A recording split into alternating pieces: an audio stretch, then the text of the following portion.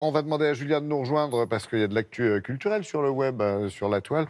Et je crois qu'aujourd'hui, d'ailleurs, on découvre des portraits, fait une expo un peu sur la toile de portraits officiels On de... va parler d'un président américain, mais Oui, mais alors c'est pas pas celui qui a la Trump, mèche ça fait blonde du bien. orange. Non, c'est cool, on va parler d'Obama et de Ouais. Michelle et de Barack Obama, parce que figurez-vous qu'ils ont fait l'actu culturelle cette semaine, parce qu'ils ont révélé leur portrait officiel.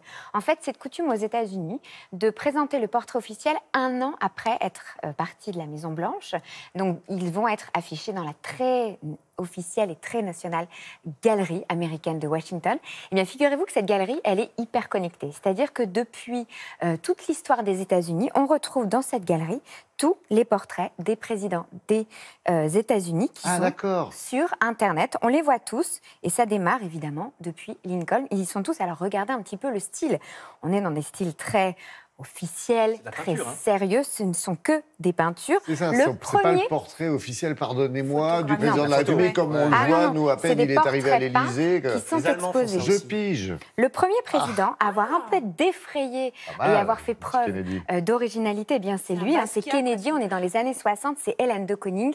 Et ce tableau avait déjà fait couler beaucoup d'encre à l'époque parce qu'effectivement, il sortait vraiment, et de peinture, il sortait vraiment des traditionnels portraits officiels. Et cette semaine, on découvre les portraits de Barack et de Michelle Obama qui n'ont absolument rien à voir. Les voici, regardez.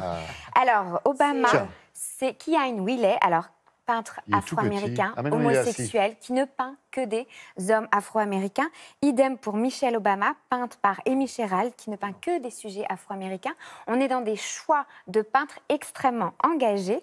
Et je voulais vous montrer, alors celui-ci on l'a vu, le très original tableau de George Bush, comme vous pouvez le voir, qui est revenu sur des choses un petit peu moins originales. Mais c'est vraiment très intéressant de découvrir ces tableaux et ces portraits qui sont en ligne. Et ça, c'est en ligne, donc sur quel... C'est en ligne, sur le très officiel site. Je ne vous les avais pas oubliés, je ne vous l'ai pas dit. Ça s'appelle américainprésident.si.edu, comme vous pouvez le voir tout en haut. Bignolas, il a plus de tête. Mais non, c'est que la dame, elle lui avait pas dit. Je ne l'ai pas dit. Merci, merci Julia.